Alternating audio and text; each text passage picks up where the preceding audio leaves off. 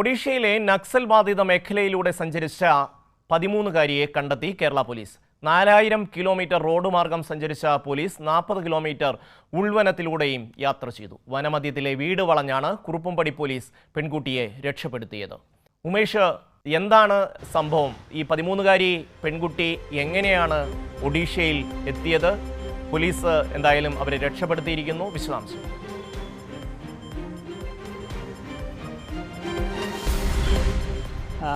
ഷമ്മി, ഇത് വലിയൊരു രക്ഷാദൗത്യമാണ് പോലീസ് നിർവഹിച്ചത് എന്ന് നിസ്സംശയം പറയാം. ഈ സംഭവം എന്ന് പറയുന്നത് ഇക്കഴിഞ്ഞ ഓഗസ്റ്റ് 13-നാണ് ഒഡീഷ സ്വദേശികളായ ദമ്പതികൾ, ഇവർ പെരുമ്പാവൂരിലാണ് താമസിക്കുന്നത്. പെരുമ്പാവൂരിൽ മേത്തല എന്ന് പറയുന്ന സ്ഥലത്ത് താമസിക്കുന്നവരാണ്. കുറുപ്പംപടി പോലീസ് സ്റ്റേഷൻ പരിധിയിൽ താമസിക്കുന്നവരാണ്. ഇവരുടെ 13 വയസ്സുള്ള മകളെ കാണാനില്ല എന്ന് ചൂണ്ടിക്കാട്ടി ഇവരൊരു പരാതി പോലീസിന് നൽകുകയാണ്. സ്വാഭാവികമായും പരാതി ലഭിച്ച ഉടൻ തന്നെ പോലീസ് അന്വേഷണം നടത്തി.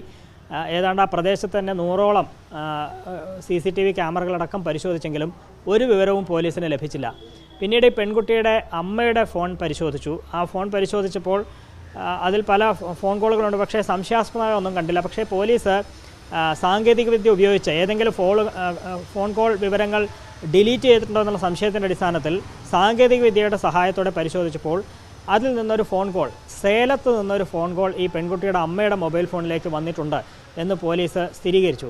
അങ്ങനെ ആ നമ്പർ ആരുടേതാണ് എന്ന് സംബന്ധിച്ച് കേന്ദ്രീകരിച്ച് അന്വേഷണം നടത്തിയപ്പോൾ സേലത്തുള്ളൊരു കേശവ് എന്ന് പറയുന്നയാളുടെ നമ്പറാണ് അത് എന്നുള്ളത് പോലീസ് ഉറപ്പിച്ചു.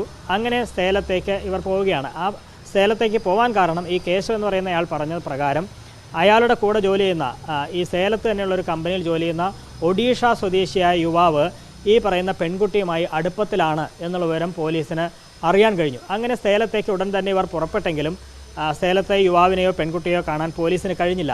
പിന്നീട് അവിടെ നിന്ന് അന്വേഷിച്ചപ്പോഴാണ് ഒഡീഷ പോലീസിൻ്റെ സഹായത്തോടെ ഒരു പ്രാഥമിക അന്വേഷണം നടത്തിയപ്പോഴാണ് ഇവർ ഒഡീഷയിൽ തന്നെ ഉണ്ട് എന്നുള്ള വിവരം പോലീസിന് ലഭിക്കുന്നത്. അങ്ങനെ ഒഡീഷയിൽ എവിടെയാണെന്ന് അന്വേഷിച്ചപ്പോൾ അത് നക്സൽ ബാധിത മേഖലയാണ്, വളരെ അപകടം പിടിച്ചൊരു സ്ഥലത്താണ് ഈ യുവാവ് ഉള്ളത് എന്നുള്ള കാര്യം പോലീസ് സ്ഥിരീകരിച്ചു. അപ്പോൾ സ്വാഭാവികമായും പോകുന്നതിന് ചില മുന്നൊരുക്കങ്ങളൊക്കെ അത്യാവശ്യമാണ്. അതിന് ജില്ലാ പോലീസ് മേധാവിയുടെ അനുമതി പ്രകാരം 4 പേരടങ്ങുന്ന പോലീസ് സംഘം കുറുപ്പംപടി സ്റ്റേഷനിൽ നിന്ന് ഒരു വാഹനത്തിൽ പോവുകയാണ്. ട്രെയിനിന് ടിക്കറ്റ് കിട്ടാത്തതുകൊണ്ടാണ് 4000 കിലോമീറ്ററോളം വാഹനത്തിൽ തന്നെ, സ്വകാര്യ വാഹനത്തിൽ തന്നെ പോകാൻ പോലീസ് തീരുമാനിച്ചത്. അങ്ങനെ 4000 കിലോമീറ്റർ ദൂരം സഞ്ചരിച്ച് ഇവർ ഒഡീഷയിലെ ഉൾഗ്രാമത്തിലെത്തി. അവിടെ ബെഞ്ചനഗർ പോലീസ് സ്റ്റേഷൻ പരിധിയുണ്ട്. ആ പോലീസുമായി ബന്ധപ്പെട്ടപ്പോൾ പറഞ്ഞത് ഇത് നക്സൽ ബാധിത മേഖലയാണ്, അവിടെ പകൽ സമയത്തൊന്നും പോലീസ് പ്രവേശിക്കുന്നത് പ്രായോഗികമല്ല, അത് വലിയ പ്രശ്നങ്ങളുണ്ടാക്കും, രാത്രിയാണ് പോകാൻ ഉചിതം, അതിന് ആയുധങ്ങളുമൊക്കെയായി പോകണം എന്ന് പോലീസ് നിർദ്ദേശിച്ചു. അതിൻ്റെ അടിസ്ഥാനത്തിൽ ബെഞ്ചനഗർ പോലീസ് സ്റ്റേഷനിലെ ഉദ്യോഗസ്ഥരും ഒപ്പം കുറുപ്പംപടിയിൽ നിന്ന് പോയ 4 ഉദ്യോഗസ്ഥരും ഇവരെല്ലാം ആയുധം ധരിച്ചുകൊണ്ട് ഉൾവനത്തിലൂടെ ഏതാണ്ട് 40 കിലോമീറ്റർ ദൂരം ഈ ഉൾവനത്തിലൂടെ സഞ്ചരിച്ച് ഏതാണ്ട് ആ ലക്ഷ്യസ്ഥാനത്തെത്തി.